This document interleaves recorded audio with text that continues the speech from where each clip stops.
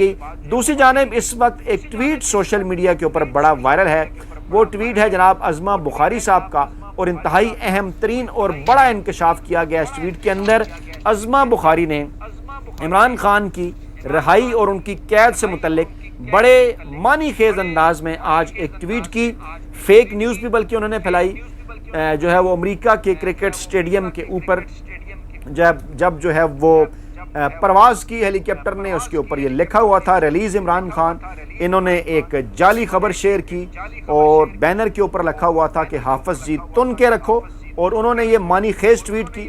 دوسرے الفاظ میں نون لیگ نے باقاعدہ طور پر یہ خوفناک راز کھول ڈالا ہے، اس کا انکشاف کر دیا ہے کہ پاکستان کے اندر جو کچھ ہو رہا ہے اس وقت پاکستان تحریک انصاف اور عمران خان کے خلاف، اس کے پیچھے پاکستانی اسٹیبلشمنٹ ہے۔ انہوں نے تو بلکہ نام لے دیا حافظ جی تن کے رکھو معنی خیز انداز میں۔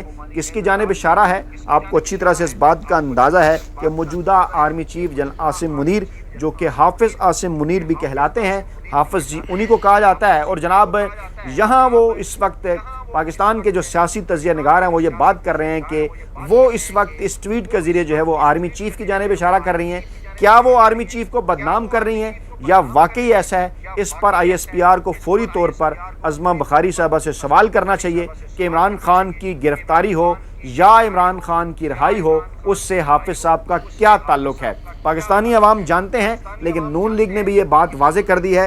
گزشتہ 2 برسوں میں جو کچھ بھی ہوا پاکستان تحریک انصاف اور عمران خان کے ساتھ، عمران خان کے اوپر قاتلانہ حملہ ہوا، اس ملک کے اندر وقت کے اوپر الیکشن نہیں ہونے دیے گئے، پاکستان تحریک انصاف کے خلاف تحریک کا بدترین کریک ڈاؤن ہوا، گھروں کے اندر گھس کر سیاسی کارکنان کو، خواتین کو، بچوں کو ظلم و تشدد، جسمانی اور نفسیاتی ہر طرح کا نشانہ بنایا گیا۔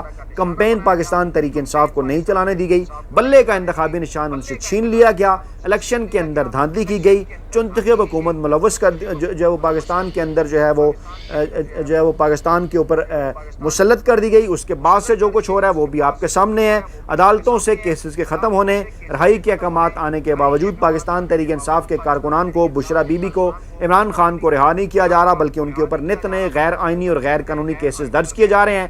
اور اس ماحول میں عظمہ بخاری صاحبہ یہ ٹویٹ کرتی ہیں کہ حافظ جی تن کے رکھو، تو اس سے کیا مراد ہے؟ یعنی وہ آرمی چیف صاحب کو یہ کہہ رہی ہیں کہ آرمی چیف صاحب آپ بالکل ٹھیک کر رہے ہیں اور آپ بالکل اسی قسم کا کام جو ہے وہ جاری رکھیں۔ یہ ایک بہت بڑا انکشاف ہے، یہ ایک بہت بڑا راز ہے جو نون لیگ کی جانب سے تسلیم کر لیا گیا۔